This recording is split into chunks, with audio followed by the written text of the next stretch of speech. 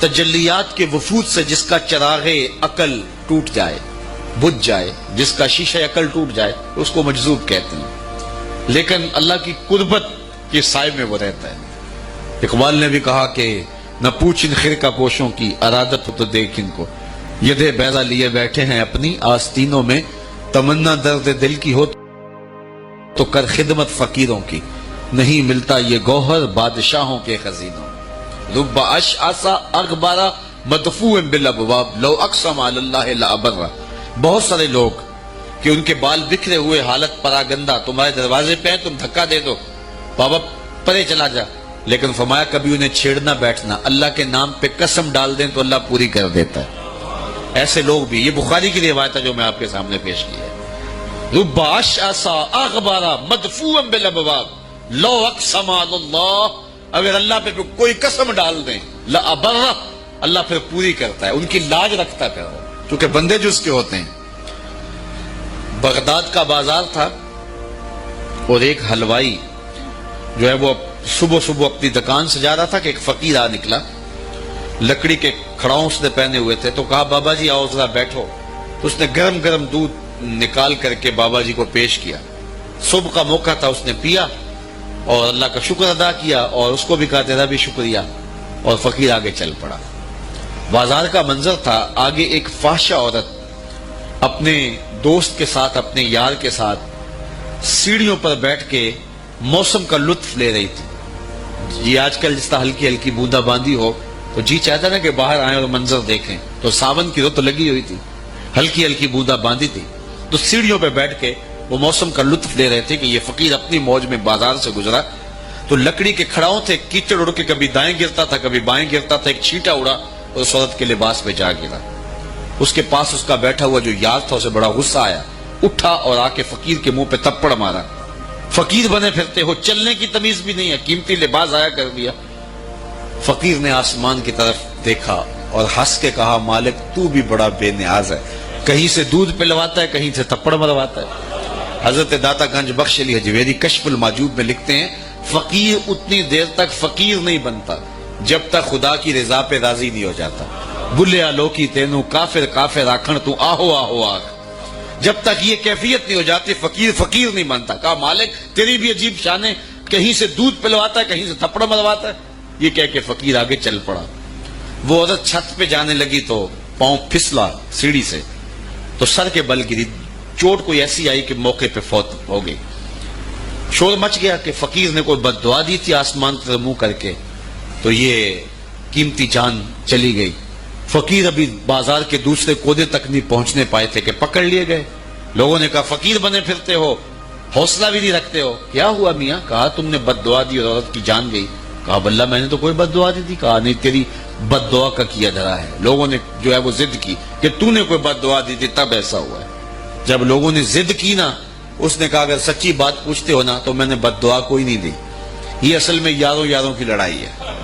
کہا وہ کیا؟ کہا جب میں گزر رہا تھا تو میرے پاؤں سے چینٹا اڑا، اس عورت کے لباس پہ پڑا تو اس کے یار کو غصہ آیا، اس نے مجھے مارا، پھر میرے یار کو بھی غصہ آ گیا۔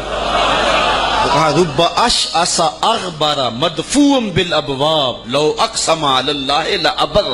اولاد کی تربیت ہمارے ذمہ لازم ہے، اور اس تربیت کا بہترین ذریعہ ہماری اپنی تربیت ہے۔ اولادیں ہماری گفتگو کو تھوڑا، ہمارے عمل کو زیادہ قبول کرتی ہیں۔ آج لوگ ہمارے پاس آتے ہیں جی ہمارا بچہ نماز نہیں پڑھتا، چلو ہم نہیں پڑھتے یہ تو پڑھے، تو میں کہتا ہوں یہ کیوں پڑھے؟ جب تم مصلی بچھاؤ گے تو یہ بھی بچھائے گا۔ تو ہم نے اپنے عمل سے اپنی اولاد کو جو ہے وہ سیدھا کرنا ہے اور ان کو درست راستے پہ لانا ہے۔ بالخصوص بچے جب چھوٹے ہوتے ہیں اس وقت وہ ماں باپ کی بات کو غور سے سنتے ہیں، انہیں ماں باپ سے بہت زیادہ محتاجی ہوتی ہے، ضرورت مند ہوتے ہیں، اور ماں باپ کی عادات کو کاپی کرتے ہیں، اور عموماً ہم بچوں کو اس عمر میں توجہ نہیں دیتے۔ 4 سال سے لے کر کے 8-9 سال تک کی عمر کا بچہ انتہائی توجہ کا مستحق ہے کہ ماں بھی توجہ دے، باپ بھی توجہ دے۔ اس کے بعد پھر آہستہ آہستہ وہ مانوس ہونے لگتا ہے اپنے دوستوں سے، اور بالخصوص 12-13 سال کے بعد وہ مانوس ہو جاتا ہے اپنے دوستوں سے۔ پھر اس نے جو سیکھنا ہے وہ دوستوں سے سیکھتا ہے۔ اگر دوست اچھے ہوں گے وہ اچھائیاں سیکھ جائے گا، اگر دوست برے ہوں گے تو وہ برائیاں سیکھ جائے گا۔ اس وقت ہم پریشان ہوتے ہیں کہ ہماری اولاد ہمارے پاس بیٹھتی نہیں ہے، اصل اس کی اب بیٹھنے کی عمر نہیں رہی، چونکہ وہ تمہارے ہم عمر نہیں ہے کہ تمہارے ساتھ بیٹھیں، اور اب وہ بچے بھی نہیں رہے تو وہ اپنی ہم عمر نسل کو تلاش کریں گے۔ اس وقت ہم اگر اولاد کو کھینچیں گے تو وہ ہمارے پاس نہیں آئے گی۔ وقت جو تھا وہ ہم نے ضائع کر دیا، لیکن ہمیں پھر بھی اس دور میں اولاد سے غافل نہیں ہونا چاہیے۔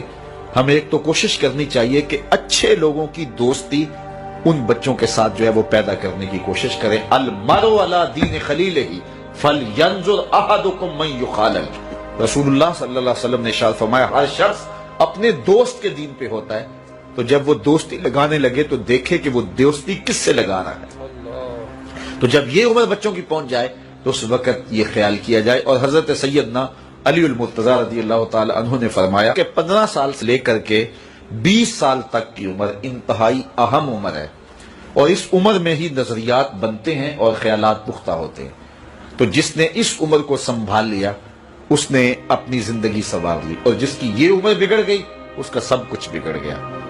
اس وقت میرے خیال کے مطابق 15 سے 20 سال تک کی اس عمر کو دوست بھی نہیں اتنا بگاڑ سکتے، معاشرہ بھی اتنا نہیں بگاڑ سکتا۔ اس عمر کو اس وقت سب سے زیادہ جو چیز بگاڑ رہی ہے وہ ہمارا سوشل میڈیا ہے، ہمارا الیکٹرانک میڈیا ہے، اور یہ موبائل جو ہر بچے کے ہاتھ میں آ گیا ہے۔ تو کم از کم 15 سال سے لے کر 20 سال تک کی عمر کے بچوں کو آپ موبائل لے کر نہ دیں، اور انتہائی ضرورت پر ان کو استعمال کرنے کی اجازت دیں۔ باقی ان کو اس عمر کے اندر اگر آپ نے اجازت فراہم کر دی اور وہ آپ کے کہے میں نہ رہے تو یہ ایسی بربادی ہے، ایسی تباہی ہے کہ جس کا ازالہ بعد میں بہت مشکل ممکن ہوگا۔ اس لیے اس وقت سب سے زیادہ ہمیں جو چیز نقصان پہنچا رہی ہے، ہماری معاشرت کو جو چیز کھوکھلا کر رہی ہے وہ یہ چیز ہے۔ یہ میں کل کی ایک رپورٹ پڑھ رہا تھا انڈیا کی، کہ انڈیا کا جو معاشرہ ہے اس میں جو نوجوان ہیں وہ بالکل اس میڈیا کی وجہ سے برباد ہو گئے، اور پاکستان میں بھی اس کے اثرات جو ہیں وہ بہت سارے ہیں۔ لیکن یہاں اب بھی کوئی شرم و حیا موجود ہے، لیکن اگر ہم نے اپنی نسل کے آگے بند نہ باندھا تو یہ میڈیا مغرب کی جانب سے ہماری معاشرتوں کو تباہ کرنے کے لیے ایک ہتھیار کے طور پہ استعمال کیا جا رہا ہے، اور ہماری نسل بڑی تیزی کے ساتھ جو ہے اس کا شکار ہو رہی ہے، اور گھر لٹ رہے ہیں، شرم و حیا وہ جو ہے وہ اس کا جنازہ نکل رہا ہے۔ تو اس حوالے سے والدین کو خصوصی توجہ دینے کی ضرورت ہے، پھر ہاتھ ملیں گے تو پھر جو ہے وہ اس کا کوئی علاج نہیں ہوگا۔ لکھا ہے وہ ہمیں مل کے رہے گا۔ شیخ سعدی شیرازی فرماتے ہیں یہ کبھی نہیں ہوتا کہ مقدر کا لکھا نہ ملے، ہمارے اوپر صرف کوشش کرنا ہے۔ انہوں نے بڑی خوبصورت مثال دی کہ ایک بندہ جا رہا تھا جنگل میں، تو اس نے دیکھا کہ ایک لومڑی ہے جس کے پاؤں بھی کٹے ہیں، ہاتھ بھی کٹے ہوئے۔ تو اس نے کہا مالک تو اس کو کیسے رزق دیتا ہوگا؟ تو وہ ایک درخت پہ چڑھ کے بیٹھ گیا۔ ایک شیر آیا، اس نے شکار کیا اور کچھ کھایا اور باقی بس خردہ چھوڑ کے چلا گیا۔ یہ رینگتی ہوئی آگے بڑھی اور وہ جو بچہ کھچا تھا اس نے وہ کھا لیا۔ تو اس کا بڑا یقین کامل ہو گیا، اس نے کہا کہ مالک تو کتنا کریم ہے، اس کو بھی رزق دیتا ہے۔ ایک غار میں جا کے بیٹھ گیا، جب وہ بے دست و پا لومڑی کو رزق دیتا ہے میں تو پھر انسان۔ ایک پہر گزرا، دو پہر گزرے، تو ہاتف سے آواز آئی میرے بندے میں تجھے بھی دوں گا، لیکن شیر بن لومڑی نہ بن، شیر بن لومڑی نہ بن، کہ خود بھی کھا اور اوروں کو بھی کھلا۔ تو قسمت کا ہے جو مل کے رہتا ہے، اب کوئی شیر بن کے لے لے یا لومڑی بن کے لے لے، حرام ذریعہ اختیار کر لے یا حلال ذریعہ اختیار کر لے، اب یہ ہمیں اس نے اختیار دیا ہے۔ فَلَنُحْيِيَنَّهُ حَيَاتًا طَيِّبَةً، اللہ فرماتا ہے کہ جو میرا ہو جائے پھر میں ستھری زندگی دے دیتا ہوں، میں پاکیزہ زندگی دے دیتا ہوں، میں نورانی زندگی عطا کر دیتا ہوں۔ تو یقیناً جو اس کے ہو جائیں پھر اللہ اس کا ہو جاتا ہے۔ فَلَنُحْيِيَنَّهُ حَيَاتًا طَيِّبَةً کا روپ چڑھتا ہے ان کے چہرے کے اوپر، زندہ ہوتے ہیں تو خوبصورت زندگی گزارتے ہیں، اور جب اس دنیا سے جاتے ہیں تو پھر بھی خوبصورت زندگی گزارتے ہیں۔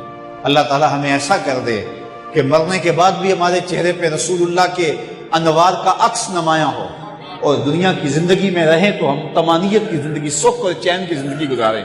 صبح سے لے کر شام تک ٹینشن، مصیبت، پریشانیاں، کیا ضرورت ہے اتنا کچھ لینے کے لیے؟ درود پڑھتے جاؤ، زندگی گزارتے جاؤ، زندگی سوکھی گزارو، زندگی اوکھی نہ گزارو، جو اللہ نے دے دیا اس پہ راضی ہو جاؤ، بس ٹھیک ہے۔ اگر کوئی لوگ تمہیں گالیاں دیتے ہیں، برا کہتے ہیں، کوئی بات نہیں، بلیا لوکی تینوں کافر کافر آکھن، تو آہو آہو آ۔ کوئی تکلیفیں دیتا ہے پھر بھی پریشان نہ ہو، رزق تھوڑا ہے تب بھی پریشان نہ ہو، زیادہ ہے پھر بھی ٹینشن نہ لو، اللہ کا شکر ہے، اللہ نے جس حال میں رکھا ہے۔ اور سنو، میں کہتا ہوں کہ یہ ٹینشن فری حدیث ہے۔ حضرت علی المرتضیٰ فرماتے ہیں جو اللہ کے دیے گئے تھوڑے رزق پہ راضی ہو گیا، اللہ قیامت کے دن اس کے تھوڑے عملوں پہ راضی ہو جائے۔ جو اللہ کے دیے تھوڑے رزق پہ راضی ہو گیا، اللہ قیامت کے دن اس کے تھوڑے عملوں پہ راضی ہو گیا۔ تو خوش نصیب ہیں وہ لوگ جو اپنی زندگی کو اللہ کی رضا میں گزارتے ہیں اور اپنی آخرت کو بھی اس کی رضا کے سائے میں لے جاتے ہیں۔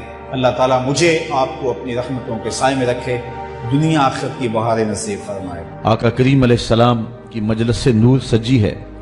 حضرت انس بن مالک رضی اللہ تعالی عنہ روایت کرتے ہیں، ایک شخص آیا اور حضور کی خدمت میں عرض گزار ہوتا ہے، متی الساعہ یا رسول اللہ، اے پیارے رسول صلی اللہ علیہ وسلم، قیامت کب آئے گی؟ اگر ایک طالب علم پوچھ رہا ہو کہ استاد جی امتحان کب ہوں گے، تو اس کا مطلب صاف صاف یہ ہے کہ اس نے بھرپور تیاری کر رکھی ہے اور بے چینی سے اسے امتحانات کا انتظار ہے۔ تو اس نے کہا متی الساعہ، قیامت کب آئے گی؟ تو حضور نے اس کو جو جواب دیا، فرمایا ما عادت لہا، قیامت کا پوچھ رہے ہو، اس کے لیے تیاری کیا کر رکھی؟ تو شخص کا جواب سنیے، اس نے عرض کی ما عادت لہا من کثیر صلاۃ ولا صوم ولا صدقہ ولکن احب اللہ ورسولہ، میں